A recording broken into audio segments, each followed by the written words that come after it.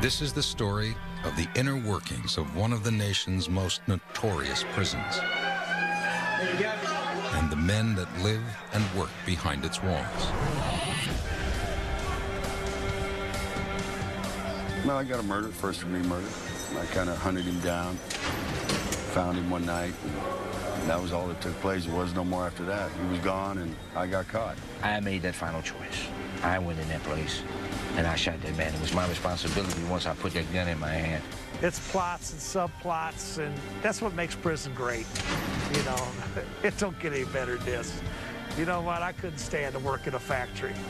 There's not enough excitement in a factory. Taking a shower? Yeah, that's what you're doing. Hey, you're getting all your dirty water on my chair downstairs. What's up with that? Hey, you think that's funny? I don't want to have to walk in your stuff. Do you understand me? You're disrespecting everyone by doing that, all right? Don't do it. Over a 30-day period, the inmates and guards' lives will become dangerously intertwined as the prison faces one of the largest riots in over 20 years.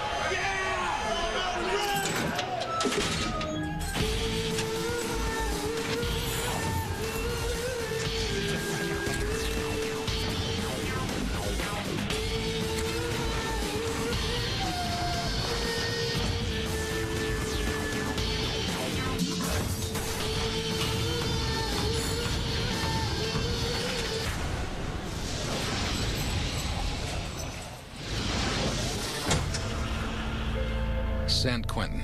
It's California's oldest and most infamous prison. Built in 1852, it's just north of San Francisco in a solidly upper-middle-class neighborhood.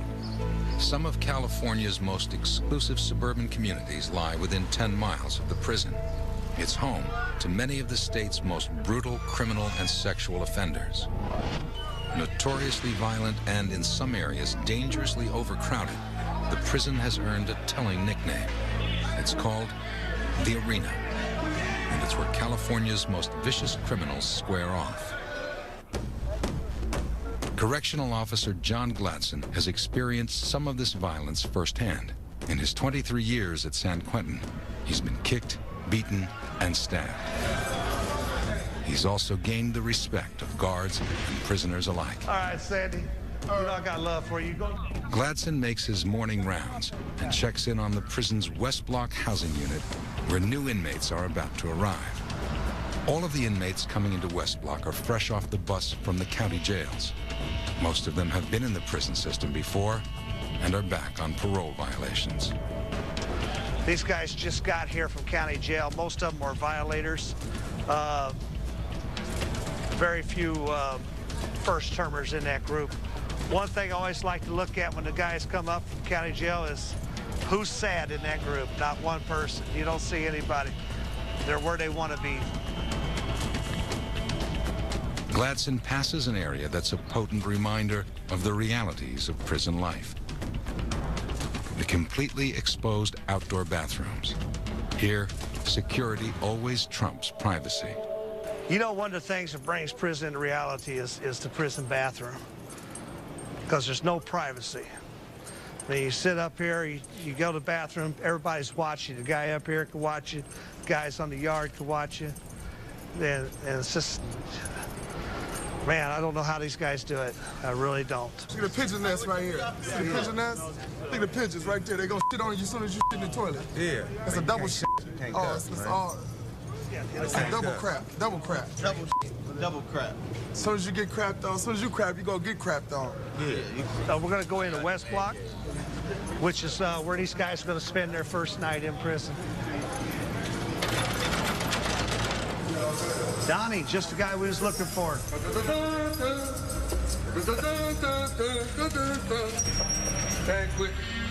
Officer Danny Atkins heads up the reception center.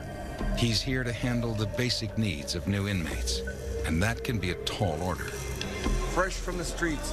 These are men who need help. They're physically wore out, they're drug-ridden, they're hungry, and we have to fix them. We have to repair them.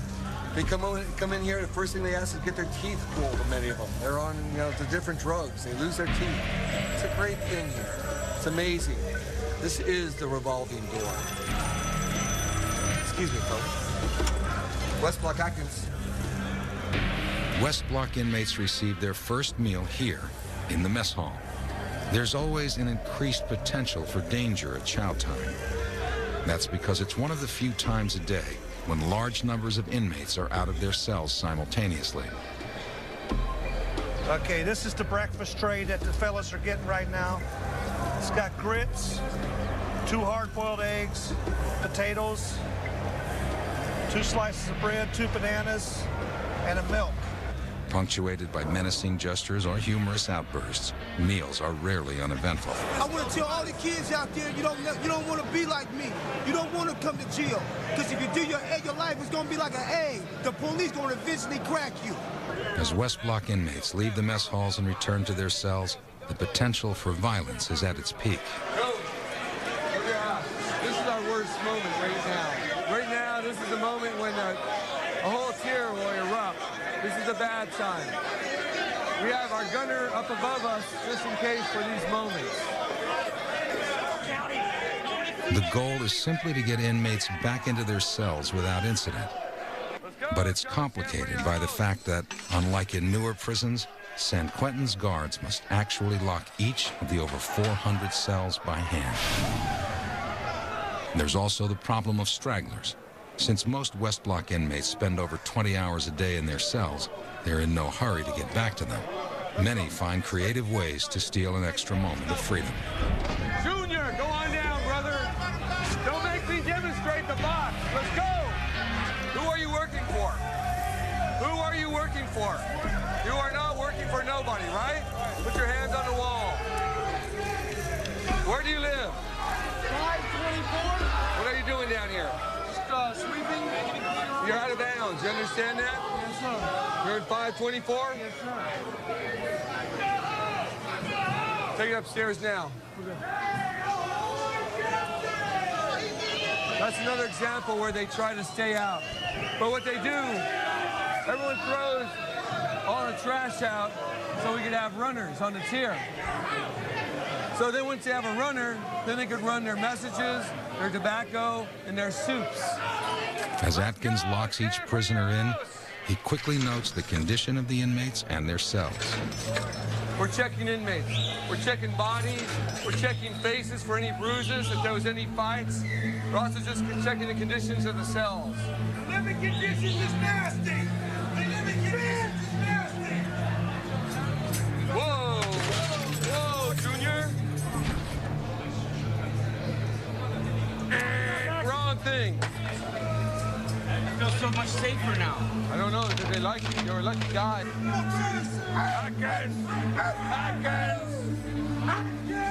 Most of them would be a frequent flyer here, a return. We tend to know them over the years quite well. We become close to them. We know their names. We know their numbers. We start to know their families. We pass out their mail. None of these men are not here. They're not bad men. They have bad habits. They're not here because they're antisocial. Sometimes they're just too social. But then again, we can never trust them. West Block, where new inmates are housed, is San Quentin's revolving door. But North Block holds prisoners who are serving long sentences, often for life. Many of these inmates have adjusted to life behind bars. Others have not.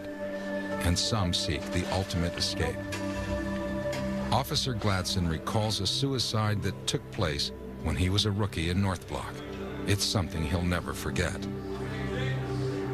Came down about this far, climbed over the bars, and dived head first, straight down, hit the cement. Yeah, there wasn't nothing left of that head when he was done. It was nasty. Most of the suicides are hangers. They hang themselves right off the bars. Tie the rope around the bar right in here and put it around, and then they just lean down. I mean, they're serious about it. For some inmates, life in North Block can be structured and peaceful, worlds away from the chaos of West Block. And North Blockers who maintain good behavior and clean records enjoy special privileges. They can spend much of the day outside of their cells, which they're allowed to customize. David Marshall is serving a life sentence for first-degree murder. He gives a tour of his 4.5 by 12-foot cell. He shares it with another inmate, his cellie. This is cell 4100 in San Quentin, and this is where I live temporarily for now. I don't have a great view this evening. All right, this is our lovely sink where we shave and do our thing, and we wash up in the morning. And this is our little cabinet that we had done for us. I'm sitting on the toilet. This is our toilet right here that we have. So this is basically our kitchen and our toilet area where we go. Our spice racks over here for our food, because I do a lot of cooking. Being a wop that I am, I gotta cook to eat. I hope my porch is clean. We have a tier tender that comes by and sweeps. David is serving the 23rd year of his sentence. He recalls the events that led to his incarceration. Well, I got a murder, first-degree murder. I got into a little drug trade and started selling dope on the side. And a little robbery took off against me, so I took it personal. And I kind of hunted him down, found him one night, and that was all that took place. There was no more after that. He was gone, and I got caught. You know, he got what he got out of me, and I guess I got my redemption, but my redemption got me a life goddamn sentence. David's actively involved in rehabilitation programs. He hopes this will weigh in his favor when the parole board decides his fate later this month. I hope you fellas have enjoyed my La Casa, as they would say in Spanish. And maybe you'll come back again, and next time, oh, would you like a soda or something with some ice? You guys kind of thirsty? Sure. Okay, let's cut it up then. Let's get some out. Let's get some going here. Let's get that ice out. Some long-term inmates pack their tiny cells with creature comforts. But inmate Kevin Hagan keeps his as simple as possible. Constant reminder of the harsh reality of his situation. I don't want to call this home because it's my home. It's not my home. I'm in transit here, is what I say. And it's a place where I dwell. It's my dwelling for now, and I try to make it somewhat comfortable, but not too comfortable, because I never forget where I'm at. As a lifer, Kevin's been incarcerated for over 20 years. He recalls the horrible moment that sealed his fate. Start hanging out with these guys and little drug use here and there. I ended up going on a robbery. So I went to rob this guy, and the robbery turned bad. And you can say you have no intentions of doing anything, but when you're going with a gun, anything can happen, and I shot him. You're going to carry the burden always that you took another man's life. And I think it's real important that you don't forget that. I strive and I live from that action as well, so that I don't ever become that person again. There are over 600 men living on death row in San Quentin. All of the inmates here have been convicted of committing heinous crimes. And here they'll pay the ultimate price. Lieutenant Samuel Robinson heads up the adjustment center. This is where new inmates live until they adapt to life on death row. It's the most violent place in all of San Quentin. I'm locked away for 8 hours with some of the most violent people in the world. I say you come in with your game face on. It's always a challenge. You never know what to expect, but you always program your mind to face the worst. They've shot darts at us. I mean, they've manufactured darts out of staples, out of books. That they've thrown urine and feces on us or at us. The prisoners' behavior is as varied as their crimes. Robinson shares his impressions of one particularly high-profile inmate. My interaction with Scott Peterson, when I looked at him, I referenced Wally Cleaver. He didn't come across as, some monster or anything like that. He came across as this innocent, suburban type of guy. Peterson seems to get on well with the staff at San Quentin, but his fellow inmates, that's a different story. I think he tried to be cordial and charismatic with a lot of the other inmate population here. However, most of them in this building, they shunned him. He didn't engage in too many conversations in here. It was mostly because the other inmates wouldn't converse with him. Most prisoners keep Peterson at arm's length, but Sergeant Fraid knows that some inmates would like nothing better than to get in close enough to make a name for themselves off his celebrity status. What do you think the inmates would do if he was let loose on that yard over there? I believe they would hurt him seriously. They would seriously hurt him. Although the CDC wouldn't permit the film crew to interview any actual death row inmates, inmates on the prison yard are quick to respond to questions about Scott Peterson. Oh, if we had a shot at him? Oh, yeah, that's a trophy. Yeah, that's a trophy right there. That's one for the mantle. What would we do to him? It wouldn't be pretty. I'd run something up in him. I'd break something off in him. A pencil. Number 2, preferably. Sharpen down tonight, this night. And when you get it in there, you break it off. Brutality comes with the territory at San Quentin. Gangs are responsible for most of the violence that takes place. 2 highly organized Hispanic gangs wield power here. The Sureños from Southern California and the Norteños from the north. The Norteños, or Northerners, are the largest and most organized gang in San Quentin. When they're involved in violent activity, the entire prison takes note. In West Block, Officer Atkins discovers that 2 Norteños have been fistfighting. The staff realizes that what seems like a simple brawl could actually have larger implications. We had a fight, a couple of Northerns were in a cell. I guess they came down to cheer. We had to take our sergeant had to take a baton to the inmates who were fighting.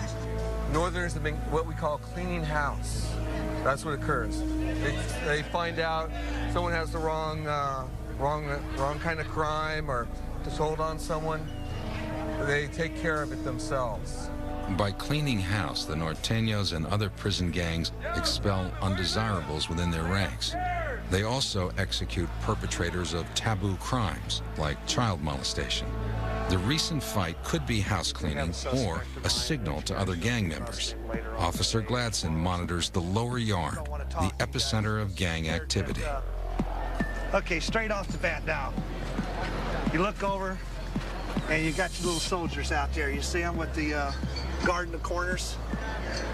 Yes, making sure that nobody can creep up on the gangsters. Even in the reception center, the gangs will run things, you know. That's what's going on right here in this corner. And I'm sure if we went around, the white boys and the black guys would all be doing the same thing. Everybody's got their little gangsters out, but nobody does it as obvious as the Northern Hispanics right here. Prison is a complex world unto itself, a world that gangs rule. Inmates segregate into various gangs upon entering prison, and the gangs determine their individual status within the group. At the very top of the hierarchy are the gang leaders. They're called shot callers. Basically, the way the system works is people come in by counties, and you go by your counties, and they have one shot caller that rules the county that you're in. And basically, if any goes down, all the shot callers get together to have a shot caller meeting, and then that gets determined what goes down, whether we're gonna fight, or somebody gets stuck, or whatever. You know what I mean? What's going on? This could be a dangerous place. It's just that it's how you carry yourself. You know what I mean? And there's a lot of stupid going on. You know, people come in and you run their mouths. And gets handled. You know what I mean? How does it get handled? It just gets handled by the hierarchy, the shot callers. There's the ones that throw down the law. When shot callers call for violence, gang members make weapons out of whatever materials are at hand. Stabbing instruments or shanks come in all different shapes and sizes. With necessity spurring them on and plenty of time to craft their creations, prisoners become ingenious weapon makers.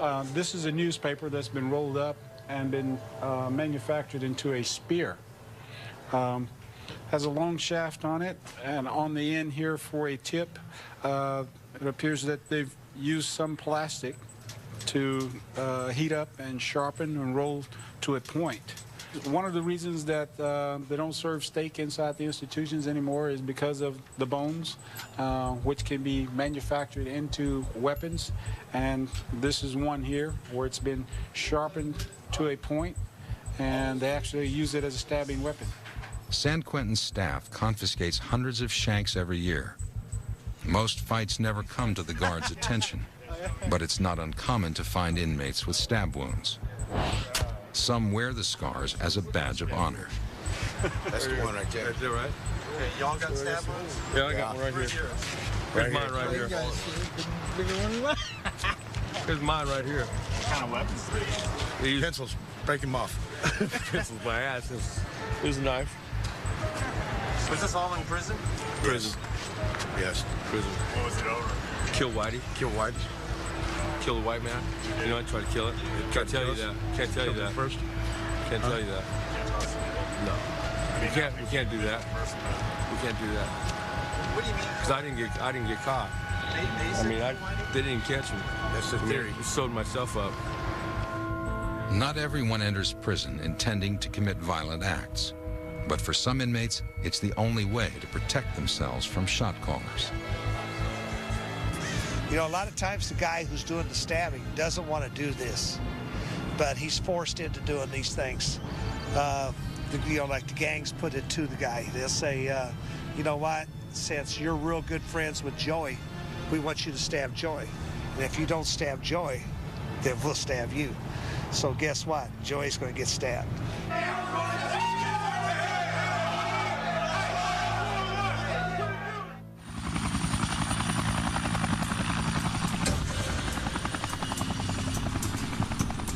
I can help you get rock-hard abs like this in less than 4 months. All you have to do is try out my routine, but it takes... Present yourself, young man. Present yourself.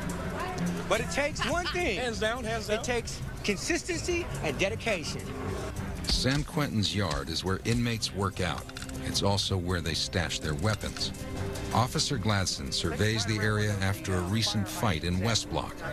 A battle between two Norteño gang members and now rumors of inmates mingling with rival gangs raises a red flag, and a thorough search of the yard is in order. That's the only way you can search. And I don't search the whole thing. I just search areas, look for something that stands out. And then, yeah, like a landmark. And then you figure you can search from that area. You also have to know who owns what part of the yard.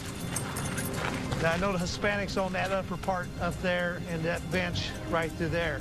They're one of the groups involved. This here, the Samoans take this as their part of the yard. This is Chinese.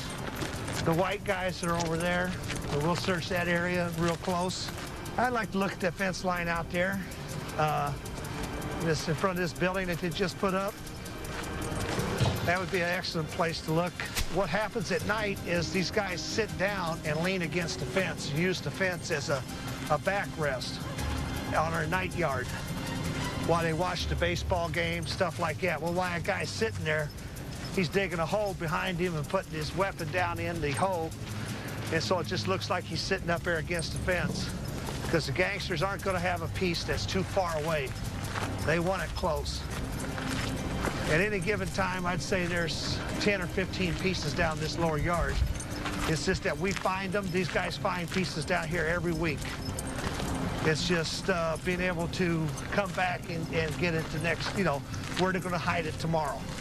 So it's a game, and we play it. You know, that's their job, and we do our job.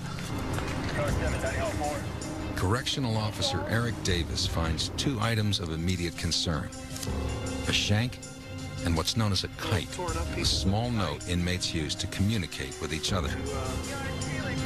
You see how small they print it. Well, it's like, I'll take it into the squad to have them look at it and find out whether it's something or it's nothing, but it's just some little key words that kind of catch your attention, like it says on here, yard, or on another piece it says respect, and you know, another part says, you know, be careful. And then this was just found hanging off of the fence. It looked like somebody had worked it. You don't know if they took it to be weapon stock. That's what they took it for. See how easy that can be made into a nice piece. This even being better since it's rounded. They don't have to worry about it stabbing them in the wrist. Investigators will examine the shank and the kite for any clues as to which gangs are involved. With this latest development, the guards are now on high alert. By him getting that and getting that piece, he has stopped somebody from having a bad day, all right? Because that piece would eventually ended up inside of somebody.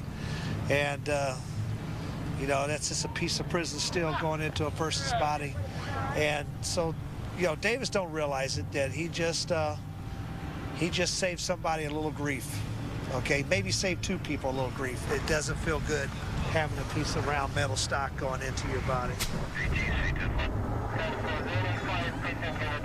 The potential violence is quelled for the moment, but the threatening words on the kite still trouble Glanson. So he heads over to the prison canteen to monitor food sales. They can tell him a lot about the current state of the prison. In San Quentin, actions speak volumes. If prisoners are hoarding food, guards have reason to expect a major incident. Inmates stock up so that if the prison gets locked down, they'll have extra food in their cells. That's just a 7-Eleven, never gets robbed, okay? You can buy all your little stuff here. Their cosmetics, their food, things like that. This is a place that we watch real close. Lets us know, this is another indicator place. If we see the guys stocking up on all food, and that's all they're buying, then we know that we maybe have an incident coming. As inmates stock up, the guards know a storm of violence may be on its way. But how and when will it strike? David is also involved in rehabilitation programs, and his clean record means he's eligible to play for the prison baseball team. Only inmates that have maintained a history of good behavior are able to get out and compete on the ball field. During the 5-month season, the San Quentin Giants play 35 games. They compete with 12 different teams from the free world. Let's get busy. What we gonna do now? I signed autographs for eBay. They're only $500 this month. I just come down here today to watch the baseball game. You know, it gets boring up there in the cell block. What channel is this when it's coming out? Yeah, that was the thing. That's exactly. It really helps them a lot. You know, it's kind of like a therapy for them. It keeps them from getting into violence and getting too, you know, idle.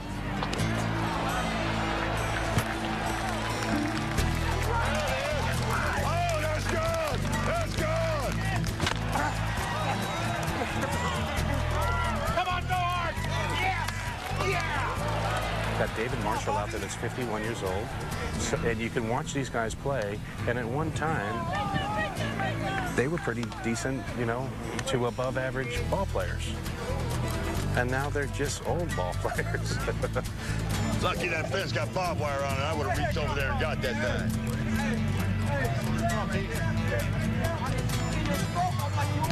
Oh, there it is.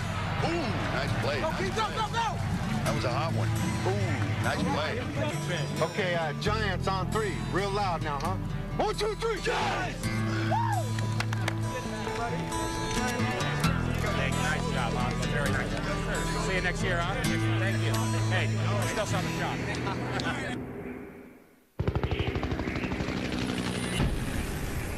While Kevin, David, and other inmates work and keep busy with programs, gang members stay busy in other ways. You're late, you know that? Yeah. Back on West Block, gangs often communicate and plan attacks using fish lines, torn up bed sheets that inmates use to toss messages to each other. Okay, that's a fish line, terribly illegal. I'll go up there and charge them $2.71 for destruction of state property. This is how they communicate between the different tiers and their friends. And what they'll do is they'll send that fish line, that little scroll, down to the shot caller. And that shot caller will make note of this. They'll put it down in the books of who's going where and who's come into prison. And then that gets somehow out to the streets magically. What's up, gentlemen? Got a fish line in here? Huh? I asked you a question. Is there a fish line in here? Let me see your IDs. Got a fish line in here? Yes, sir. Let me have it. Where's your ID? Where's your ID?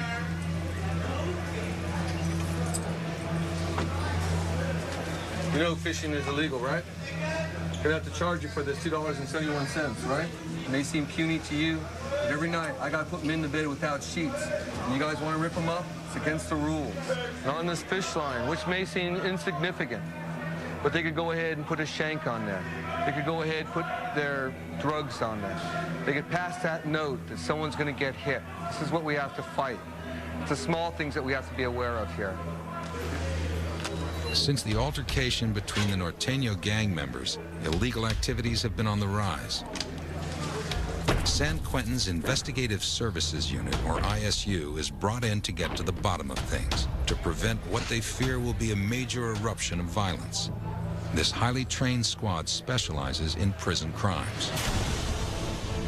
They searched David Marshall's cell after a confidential informant reports that David and his cellmate are allegedly selling items from their cell.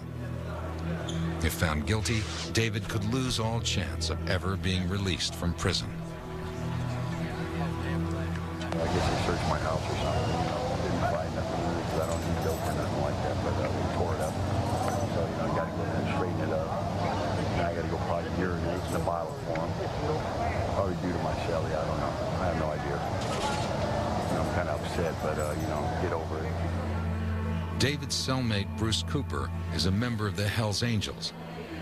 And David believes that's the reason the squad has targeted their cell.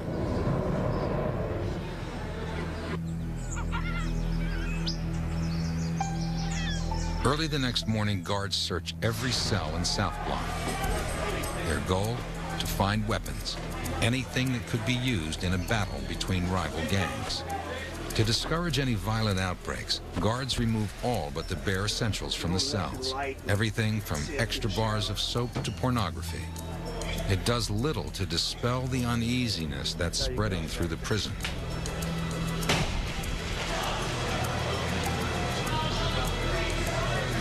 The fellas hate this search where we're taking everything out. So this is another reason why we do it, is because they don't want this.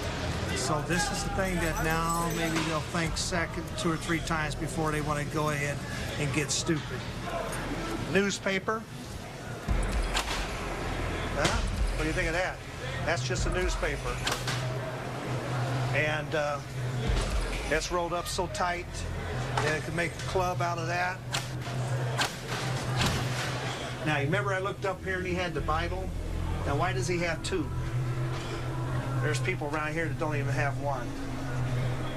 So,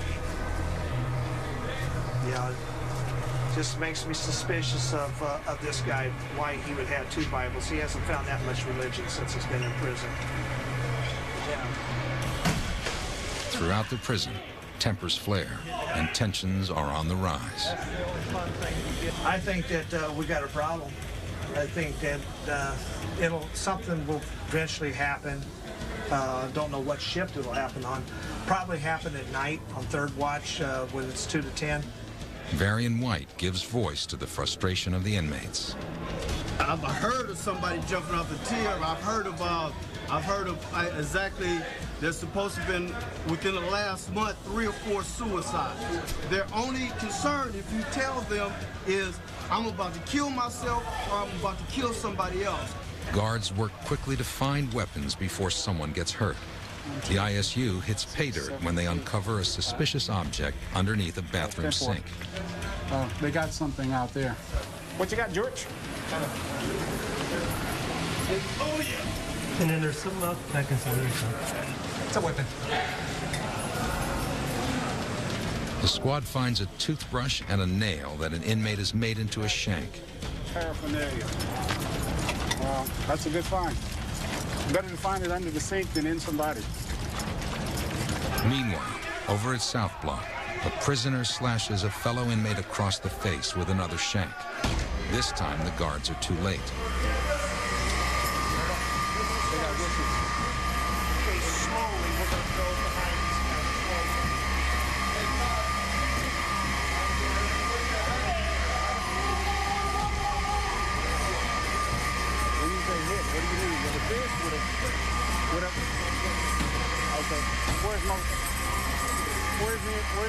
Officers quickly search potential suspects for any cuts or scratches on their body. Off camera, an officer speaks to the victim, trying to get information on the assailant. I mean, you're not guilty of anything, okay? You're victim here.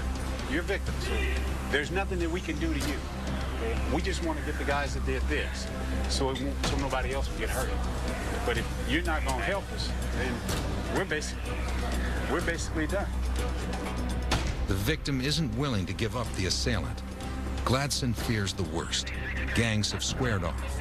Word has come down from shot callers, and it's only a matter of time before the prison erupts into chaos.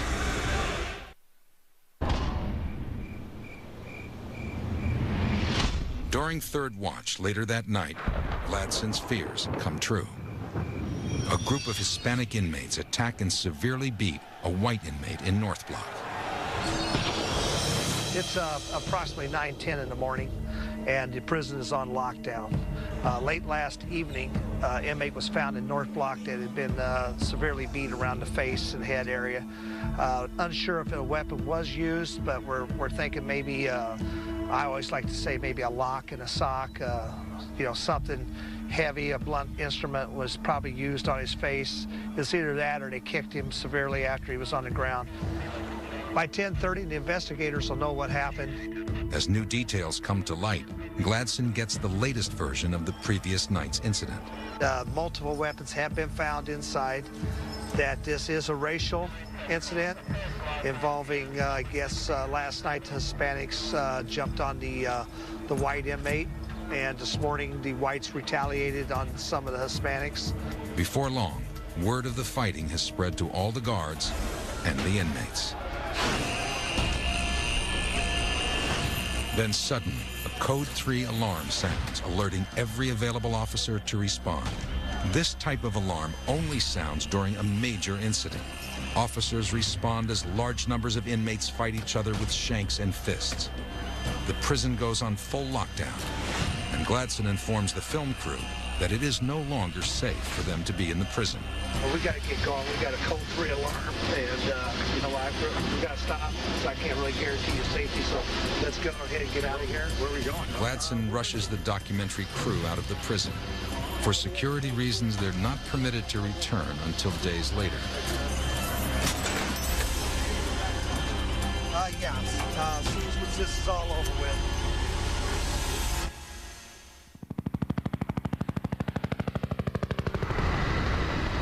Parts of San Quentin are on lockdown as we speak tonight after a big riot erupts involving at least 70 prisoners. This all appears that the brawl was racially motivated.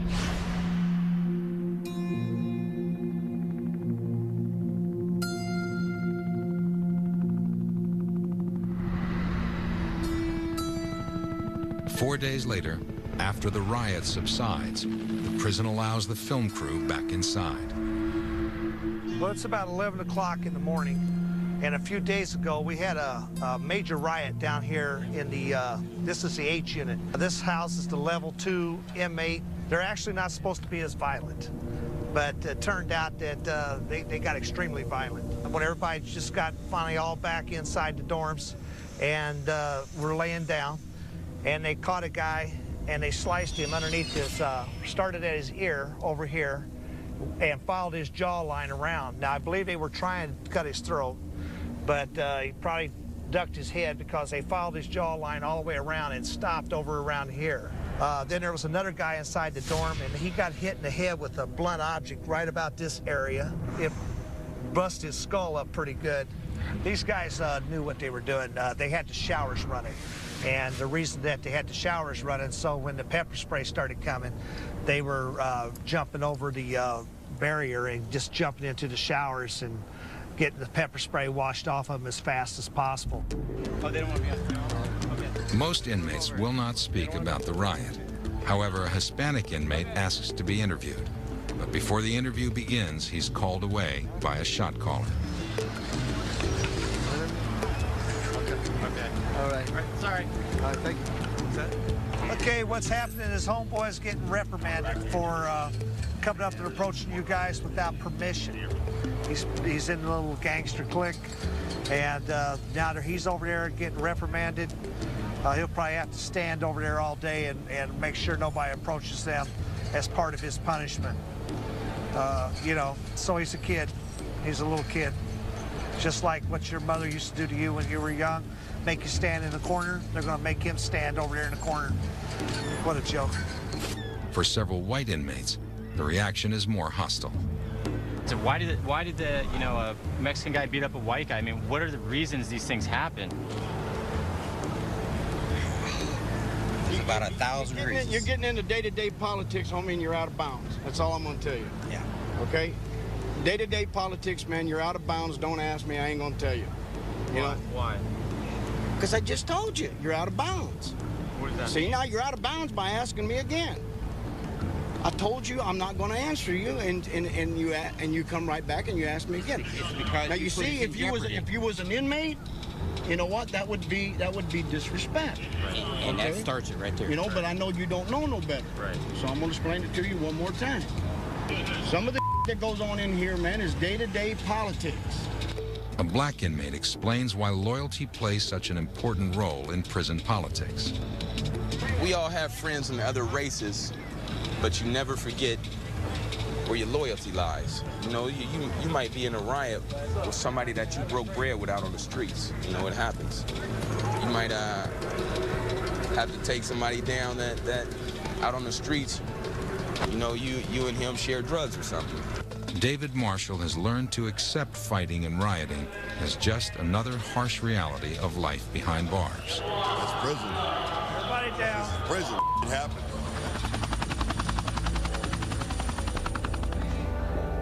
After guards search their cells and their urine samples come up clean, David and his cellmates are both cleared of all charges.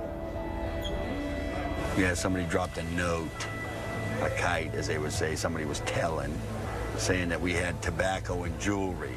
There is no, you can't have tobacco anymore as of July 1st. They said we were selling tobacco and buying jewelry. So that it turned out to be false. Now with a clean record, David will face the parole board in only 2 days. Kevin must wait several months before the state determines his future. My whole thing with prison is this here. You can lock my body up. You can't lock my mind up. You can't lock my heart up. You can't lock my spirit up. I'm not going to give you that. I would refuse to give you that. I'm going to keep these good qualities, my compassionate qualities about myself, so that I am able to help the next guy. Despite the hazards and the monotony of serving a life sentence, Kevin still manages to keep a positive attitude. Well, in general, I look forward to another day.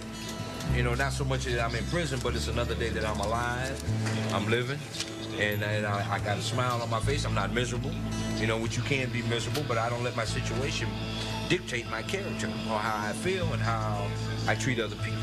I know my time is coming. It's a matter of time. That's all.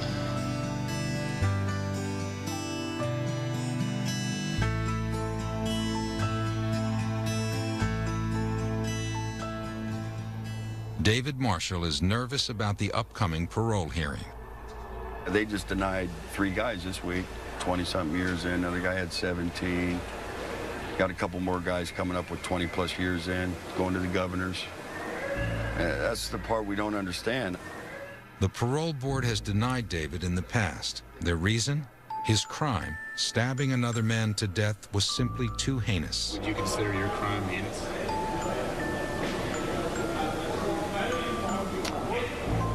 Well, I killed a man, so that's not, in itself, is not a moral act. So, I stabbed him.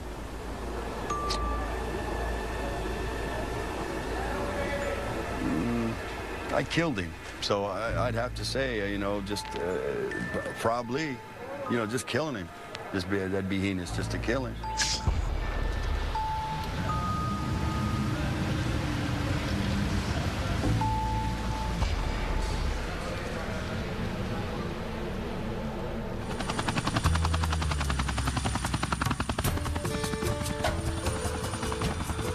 Days following the riot, a kind of calm settles over San Quentin. It's a mellow yard. It's real mellow. You see the guy playing with the bird, trying to catch it.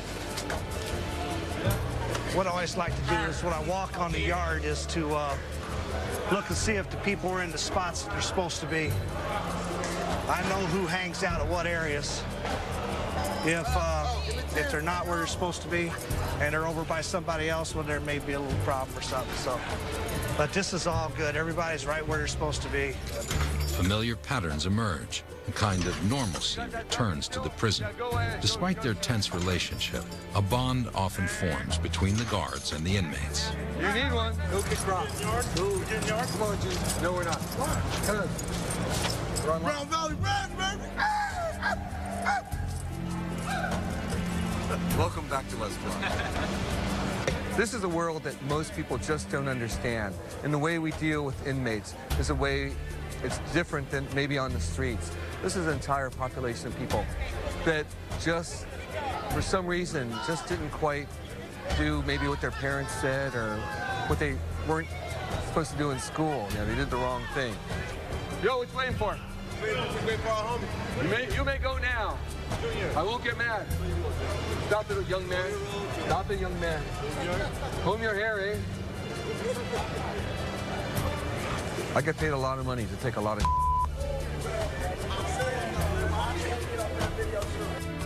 On the last day of filming, Officer Gladson shares what an important part of his life San Quentin has become. Yeah, it's plots and subplots, and that's what makes prison great. You know, it don't get any better than this.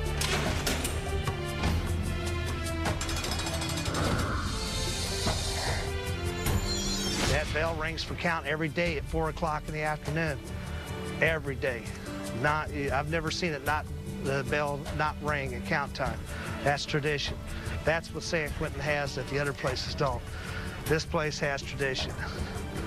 And I don't think I'll ever leave it.